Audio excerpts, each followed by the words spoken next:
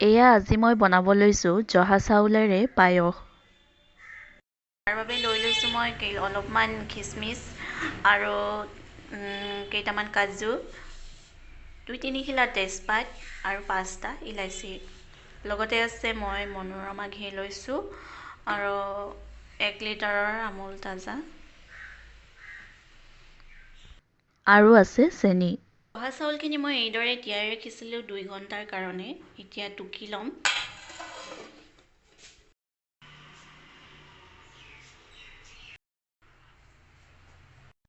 এতিয়া মই ইয়াতে অকণমান ঘিউ দিছোঁ আৰু তাৰ পাছতে আগতে ৰেডি কৰি থোৱা কাজু আৰু কিচমিচ কেইটাও দি দিম আৰু অকণমান সময়ৰ কাৰণে ভাজি থাকিম খুব কম জুইতে।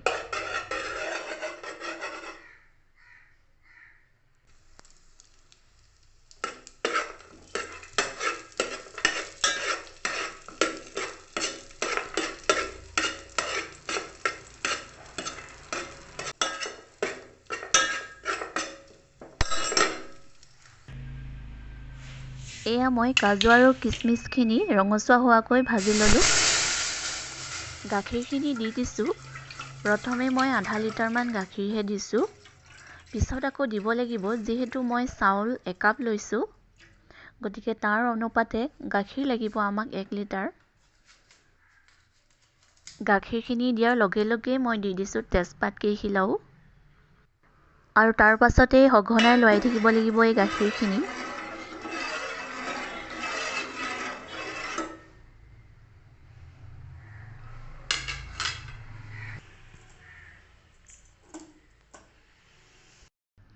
গাখীৰখিনি উতলি আহিছে আৰু মই দি দিছোঁ চাউলখিনি।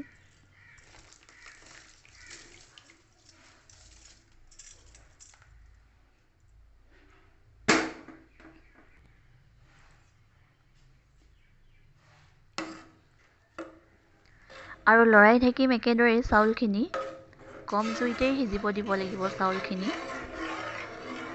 এইখিনি সময়তে মই ইলাচি কেইটাও খুন্দি ল'লোঁ। প্ৰায় 8 মিনিট হৈ গৈছে আৰু চাউলখিনি আধা সিজি গৈছে। এইখিনি সময়তে মই বাকী গাখীৰখিনিও যোগ কৰি দিলোঁ।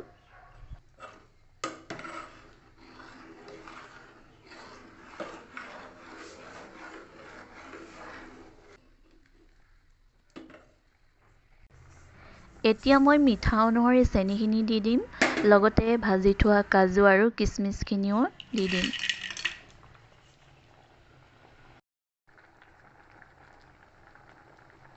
একেবাৰে শেষত ইলাচি কেইটাও দি গোটেই মিশ্ৰণখিনি এবাৰ ভালদৰে মিলাই ল'ম।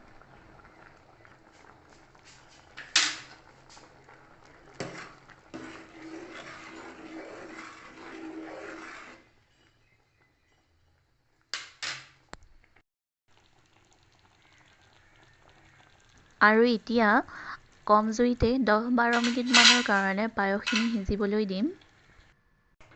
পায়সখিনি সিজি গৈছে। মই গেছৰ ফ্লেমটো অফ কৰি দিলোঁ আৰু ঢাকনিৰে ঢাকি অলপ গ্ৰাঢ় হ'বলৈ দিলোঁ।